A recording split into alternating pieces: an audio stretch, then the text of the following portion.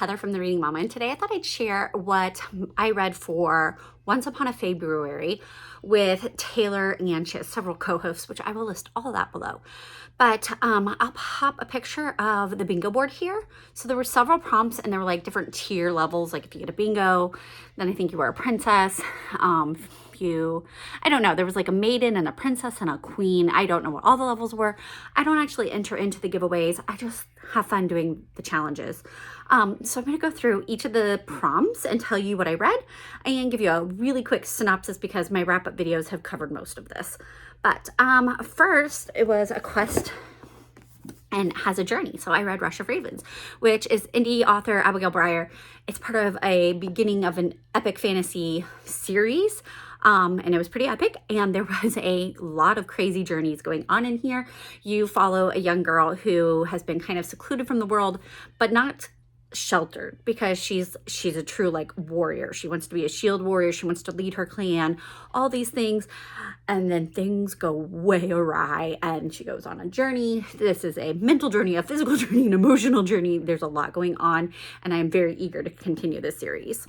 Next was a magical creature that has an animal, and I read Rapunzel's Gambit, which was by Mary Meacham, and it was my very first ever Mary Meacham, and it did not disappoint. The banter is phenomenal. It's a Rapunzel retelling, very different from so many, and I loved every aspect about it. Was it like deep, thorough literature? No, it was not. This isn't Tolkien, but it is so fun, so light, just great. The audiobook was phenomenal.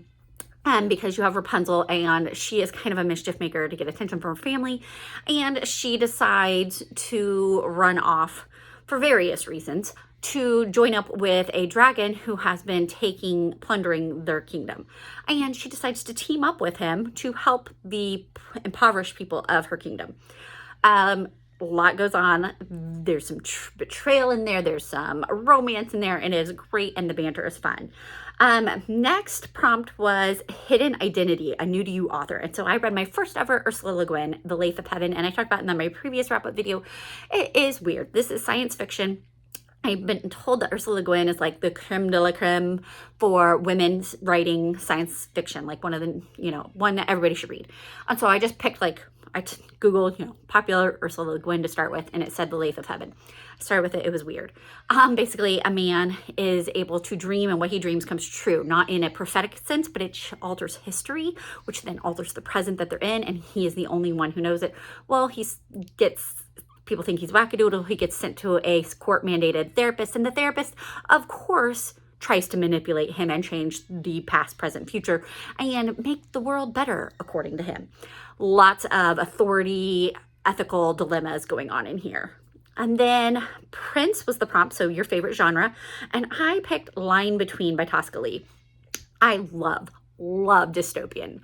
I just do.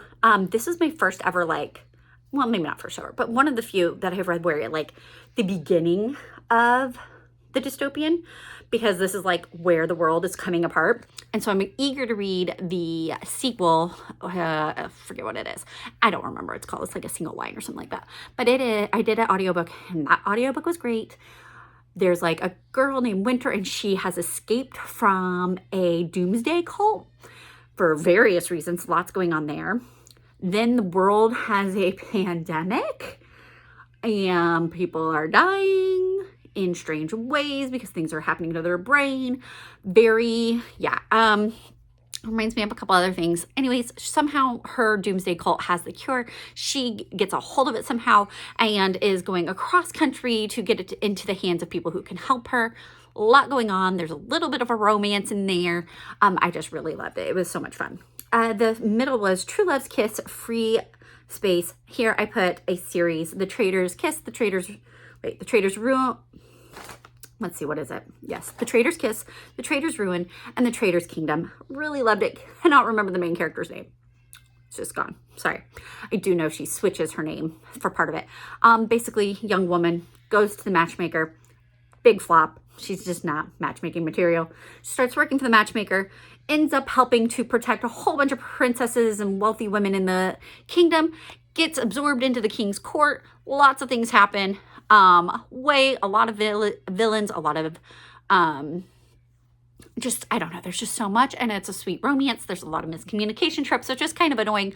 But yeah, I really enjoyed it by Erin Beatty. The next prompt was A Faithful Companion, something that has a subtitle. And so for that, I read Another Mary Meacham, and I did this ebook form.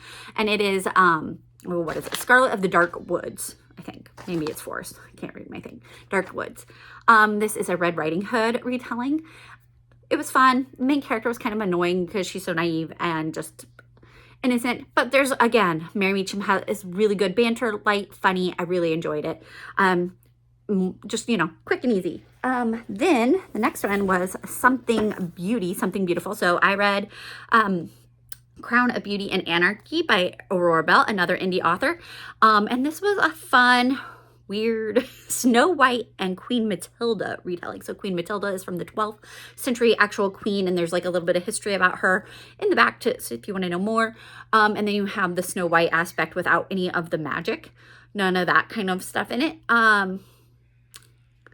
Did I love it?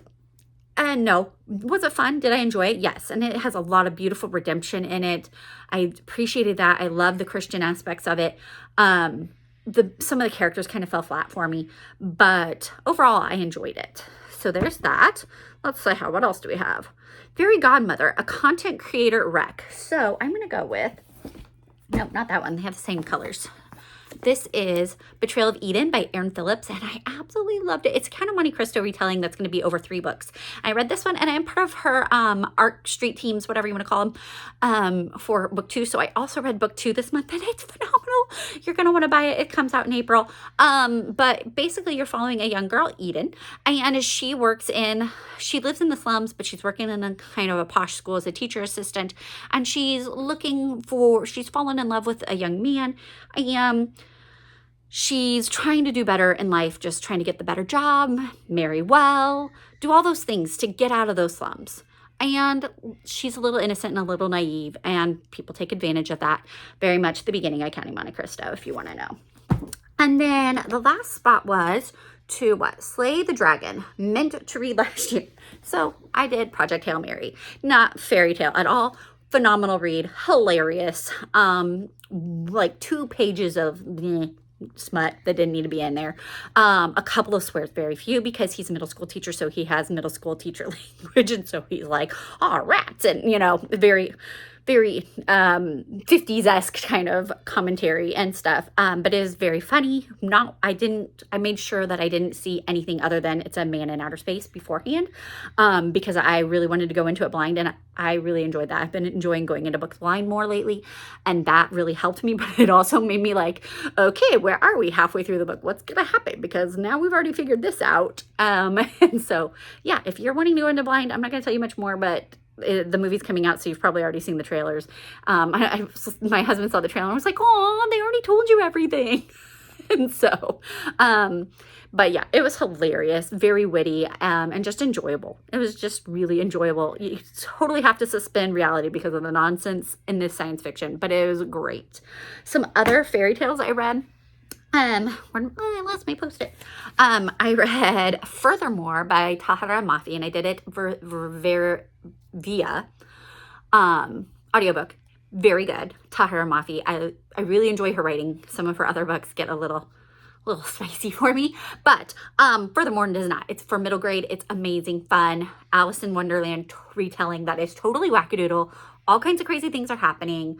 Colors are important. Magical systems, multiple realms, trying to save her father, mysterious friend keeping secrets, all kinds of fun. Really loved Furthermore by Tahira Mafi. I also read The Warrior Maiden by Melanie Dickerson. That was a reread, and I absolutely love it. It's a Mulan retelling, but Mulan is a young girl whose father was a soldier from Lithuania who came to the East, had a liaison, brought her back after her mother died, and she's now living with his Lithuanian wife. Grows up, he dies, she has to go off to war, and she's hiding who she is. She falls in love and meets a man and all those things that you expect from Mulan, but it's really good. I love a lot of the faith elements of it. I love just the story. Mulan will always and forever be one of my favorites, and so I just really enjoyed it. Then I read another Melanie Dickerson, and it was good, but it was definitely not my favorite. The Huntress of Forest, excuse me. And it's kind of Swan Princess meets, what did I say it was? Swan Princess. Kind of got, if you've seen, oh, what is it? Ever After with Drew Barrymore, that movie. It had me having a lot of thoughts of, that's kind of like this. But yeah, it's not necessarily Swan Princess, but it kind of is. Kind of Robin Hood, kind of Ever After feels, with some of the villainy that's going on. And so, yeah, but she's a well-to-do woman who ends up hunting in the king's forest to provide meat for the poor kids, and things happen. She needs to get married. She has two options, wealthy to-do guy and the gameskeeper, and things happen. There's treachery abounds, and I don't know. It wasn't the most amazing writing. Did I want to finish to the end? Yeah, I read it all the way through and enjoyed it. And I will definitely be picking up more Melody Ann Dickerson, but that was just my take on it. And I had two more retellings that I read. This is Kate Stradling, Maiden Minstrel. This is a nice little novella, and I've talked about it a couple of different times. This is King Thrushbeard retelling. I had to look up my Grimm's fairy tales to find out what Thrushbeard was. And so here in the original Thrushbeard, the king, the duke, whichever, he has a whole bunch of men coming in to meet his daughter, and he heard his daughter insults all of them. And finally he says, you'll marry the next person who comes in, and it's a beggar or a minstrel, or depending on the version and rewriting of it. And so she has to marry him, and then they go off and things happen. I don't know. The original one that is in mine, King Thrushbeard, is King Grizzlybeard, actually. And neither the one that she ends up with nor her are really redeemed throughout. It's kind of just like, ugh. But in this one, they are, and it is wonderful. They just have a really sweet story, and I really loved it. I loved the end, and it's a really quick read. And then I also started a new series, The Storyteller's Daughter by Victoria McCombs. I'm trying to read Victoria McCombs to zero, and these are some of her first books, and so I've got the second one coming here soon. But this one is a Rumpelstiltskin retelling, and I really loved it. I've read a couple of Rumpelstiltskins lately, and this was one of my favorites. I really did enjoy it. I did not enjoy Marissa Meyer's very much. Hers was a lot more dark and creepy. This Victoria McCombs Rumpelstiltskin is much more sweet, much more innocent. It's not I don't know. It just felt lighthearted and fun, and I enjoyed it. And I had anxiety for the characters throughout, and there's no perfectly clean, nothing. Like I'll give this to my kids to read, because my teenagers, because even though there's a romance, there was nothing untoward in it. And I really appreciate that. And also it has such a pretty cover. But I really enjoyed this version of Rumpelstiltskin being retold, because Rumpelstiltskin can go really wicked, really evil in various versions. And this one, I don't feel like it was quite so bad. But yeah, so that's what I did for February. Let me know if you've read any of these, have any comments, or if you had a great February fairy tale retelling that you read this month.